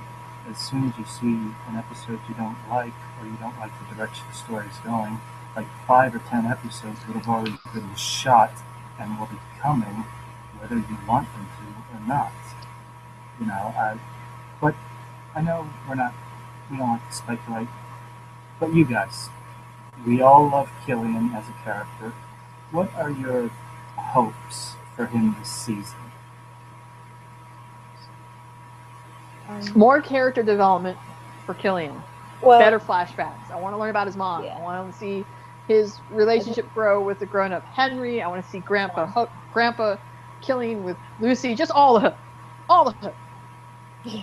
Basically, that's the same for me. I want to see, especially about his mom. I've been dying to see about his mom. So I have a feeling that we're going to see that. Again, Colin mentioned it on the panel. I think that's him dropping hints like he does. He's like, I'd like to see about Hook's mom. And then we'll find out about Hook's mom in season 7. And it's just, I want to see him when Eddie said at D23, when he said that Killian might be tempted by his evil side, but he's gonna still be the hero that he's become. That made me happy because that's my favorite aspect about Killian was his redemption and turning into a hero. And I want to see how that plays out in this new persona and this new personality, and how it's gonna blend with when he finally wakes up. If he wakes up, I'm assuming he's gonna wake up. So from the curse. So I'm also interested to see how his relationship with Rumple changes if they really are partnered, like a la some kind of Training Day-esque shit where he has to ride along with him or whatever. I'm interested to see how that dynamic plays out. I feel like it's going to be antagonistic as it's always been. They obviously love that relationship on the show, that headbutting relationship between Killian and Rumple, because they keep that's how he started on the show. He started on the show as the adversary to Rumple, not as Emma's love interest, even though that was the plan. He was Rumple's adversary first and foremost. They even made sure they established that with an episode that Emma wasn't even in. So I'm glad to see them carrying that through. I hope that's part of the dynamic in this new world that they're in. So I get this. That scene that you were talking about with where he threw the keys at him, I think that gave me the feeling that it's antagonistic. That we have an antagonistic relationship between these two still. That even when they're cursed, they can't get away from the fact that they don't like each other. That runs deeper than any curse will. Whereas there's one thing, but the funny thing is in Storybrooke they're on more even footing, because even though Rumple's the dark one, he can't get one up on Killian because Killian has too much. He's the hero. He's the one that's always on top. He has everything he wants. The wife, aka the savior with all the magic. He's got the family and everybody that's behind him to defend him against Rumple. But what it looked to me in that scene where he's throwing the keys, this Rogers character looked kind of defeated, sort of like I think he goes from being a uniform cop very quickly to a plainclothes detective, possibly. And I think that his character is kind of, he's used to being the one that's in charge, the captain. You take orders from me, this is my ship. But this character, I think he's a little bit more defeated in that he has to work twice as hard as everyone else because of the fact that he has a prosthetic. And I have a feeling that he's going to feel like he's inferior to everybody else. He feels like everyone looks at him like he's not supposed to be there. Like he doesn't deserve to be there because of his hand. And then maybe he's just been given this. And then if he does become a detective and he has to ride along with Rumple's character, that he might feel like, oh God, this guy treats his trainees like shit. Oh Jesus, but I can't question him because I worked too hard to get to this point, and and if I question him, I'm gonna get in trouble and get busted back to plainclothes. I can see this whole weird adversarial dynamic where Rogers, aka Hook, is no longer the one that's on top, no longer the captain in charge, but is more towards the bottom of the barrel, which is very different for him and then what he's used to. I almost can't wait till they get their memories back and realize exactly what their relationship was, and then he'd be looking at them like, oh, no way. Yeah. No. Yeah. That will be a funny moment. It makes me wonder if this curse brings out their I don't know, because Killian's always had a problem with self-loathing and his own self-image and how he sees himself. So I wonder if that's being brought to the surface in this new persona, because it's possible. Because you're right. He does seem, the way that we've seen from filming spoilers with him filming as Rogers, the way he's been carrying himself, he seems a lot, you know, like he's just done with the world. He's just so defeated by everything. He's just trying his hardest just to get through every single day. And I think that might be part of his personality, that, you know, where he's like, he doesn't think he deserves anything good. So now he's in this life where he doesn't have anything good. He's just trying to get through, you know. I mean, the everyday uniform, life. The uniform that they had him in seemed kind of ill-fitting. And most police officers, they wear very, you know, their uniforms are fit very well to their bodies, and this one seemed a little baggy on him. And I don't know if that's because, I don't know if that was intentional, like it's supposed to show this character just, you know, is kind of defeated and doesn't really care about the way he looks, or maybe it was just a costuming snafu or something. But I mean, I've always noticed that when it comes to Hook or his character, his costume changes are so infinitesimal that when he does have costume changes, it's a big deal. Like, we knew back in season 5 that something was wrong, because when they were filming episodes for 510, he was wearing a different jacket. He had no vest on. His clothes were much darker black. He had different boots. His hair was parted different. He had different rings. Everything was different. He's a type of character that doesn't do a lot of costume changes, but when he does, it's always for a reason. It might not, the other characters, it might not be as important, but with Killian, it's important. Yeah. When you see how he's dressed in that, you know, that the ill-fitting uniform, it might go towards explaining, you know, his character's mindset whenever we get that far. But again, kudos to the new costume guy. God damn. Thank you. More jeans, more t-shirts, please. Please. Yeah, seeing him in regular plain clothes, you know, because he's always Killian dressing in modern clothes, you know, he was still that sort of, you know, that old-fashioned sort of look, that dapper sort of, the waistcoats and the jackets and, you know, the very tight jeans and, you know, the nice boots and everything. But now we see Rogers, we see him in just playing regular clothes. It's going to be interesting to see when he wakes up, what, you know, because he's probably going to have, you know, he's not going to not know about pop culture anymore. It's going to be a whole different dynamic with him, because he's going to get all the pop culture references, and he's going to, you know, understand how this technology works and that technology works. He's going to know how to drive, you know. He does, obviously, since Rumple's character threw him the keys. Yep. He threw him the car keys, like, oh, so that means Emma doesn't have to teach him how to drive. Well, it's kind of funny. I'm sure because it's been 4 to 5 years or 10 or so years since they've been married, the Hook probably knows how to drive. By now, she's probably already taught him how to drive. But it'll be interesting to see him actually driving a car. That would be pretty fucking cool. It's things for Killian that we've wished for that they've never really gone into. Like, we get to see him in the plain clothes, and you get to see him driving, and, you know, just him in the regular world. You know, it's just, we're going to get to see all these things that we've been hoping to see. It's kind of cool. I'm excited about it. Me too. There's so much stuff that we wanted that, you know, we didn't get a chance to see because of so much other plot. Now we're finally going to be getting some really juicy development for his character. It'd be awesome. Yeah. It'd be awesome. And whoever was the designer that dressed him for Comic-Con on Saturday, I love you. Thank you. Please give him more sheer t-shirts. Please.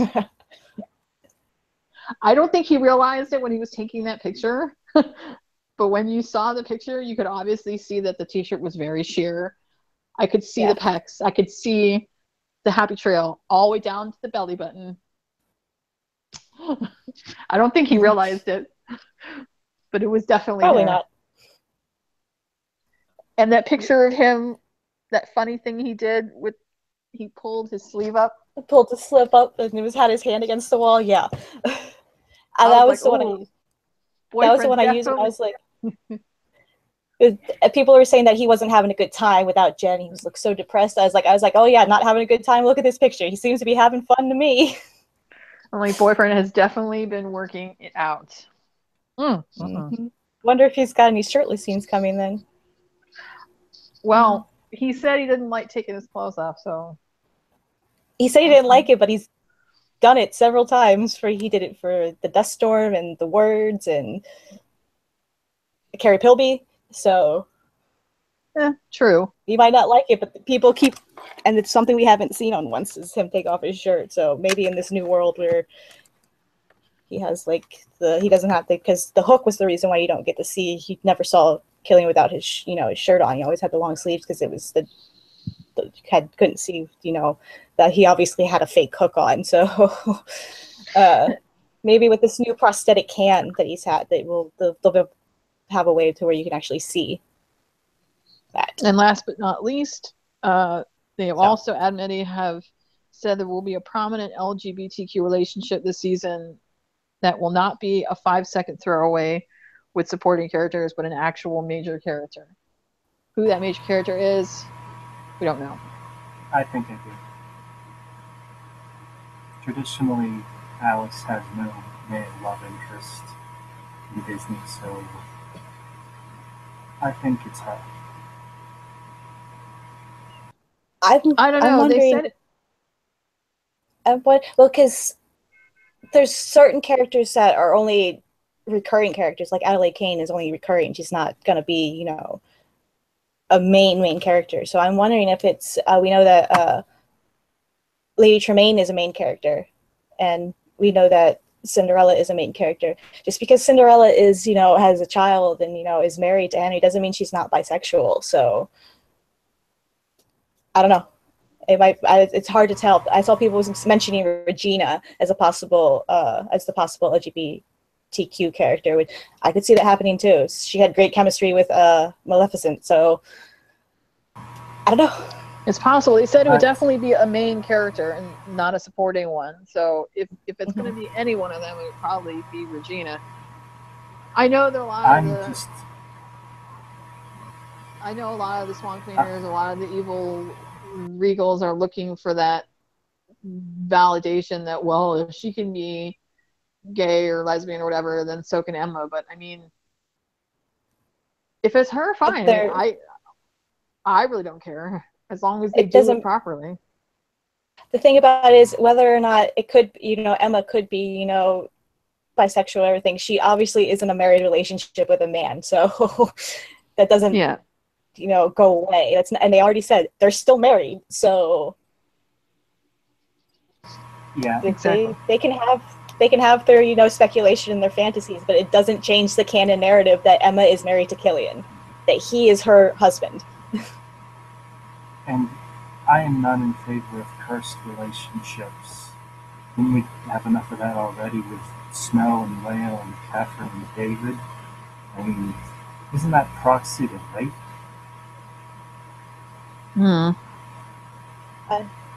The thing about it is I don't see them. I have never seen them giving Killian a new love interest, and like you said already, the love interest, the love focus on the show is going to be Henry and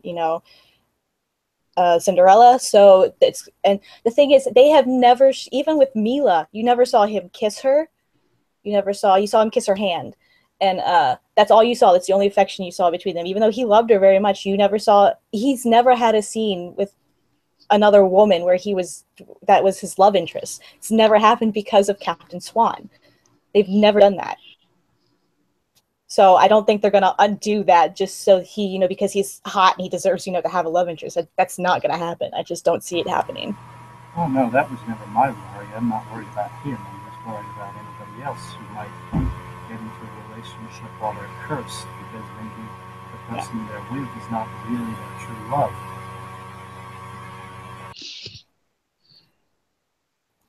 Well, I guess we'll just have to wait till the season plays out more. And I suppose we'll see it as it goes. I just hope that they give it what it deserves, because I know they promised it last year or in season 5, and we got like a 5-second throwaway thing between Dorothy and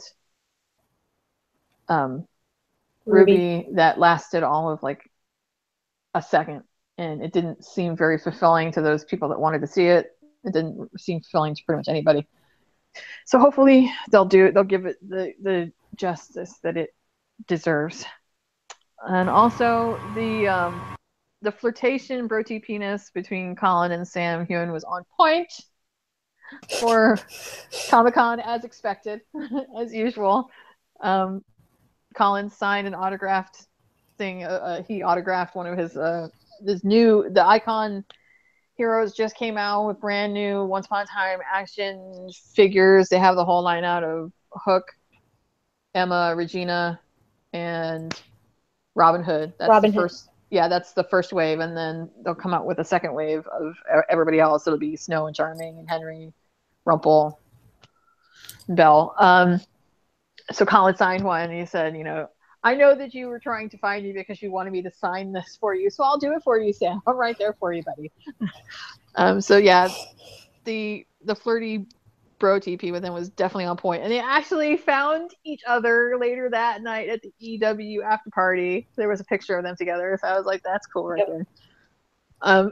I know y'all guys, most of you don't believe in polls because we've been burned in the past before, but UK Radio Times is doing their yearly sci-fi actors poll right now.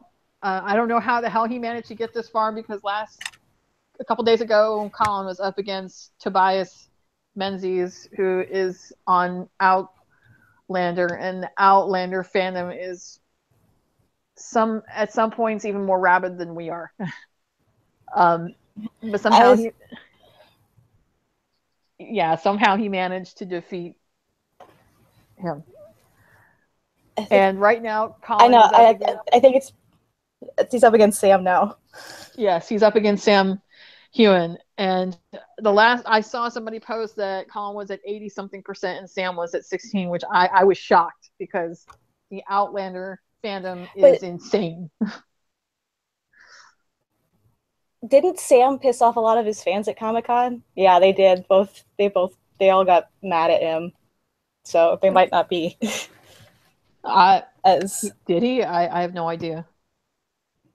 I know it because I was seeing William Shatner talk about it on Twitter, as he does. So he pissed off a lot of his fans, so maybe that's why. I don't know, but I was surprised that Colin made it to the final round again. So if you would like to, please go ahead and give Colin a vote. Maybe just once he can finally beat Sam Heughan at something. Anyway, I guess that is the end. We're almost at 2 hours. Wow, I didn't think we were going to go that long because we didn't have that much to talk about really.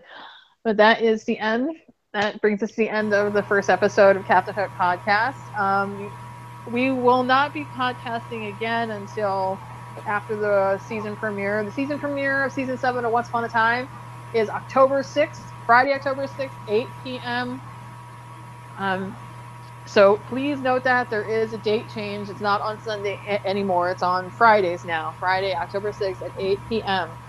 We will be podcasting to discuss the first episode after the premiere. I don't anticipate us podcasting between now and then unless something like huge occurs, spoilers wise.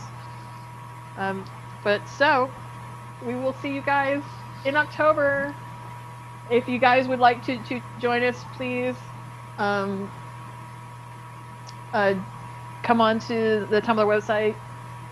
It's CaptainHookPodcast.tumblr.com. Go ahead and join us there, or join the Google Plus site or our YouTube site. Give us some likes and some mentions so we can get some more people on this, guys. Thanks very much for everyone for listening to us, and just like to welcome Pip. We hope you come back again. Yes, please, Pip. Thank you. And thank you for having me. Thank you very much for being here, and we'll see you guys in October. Bye. Bye. Bye.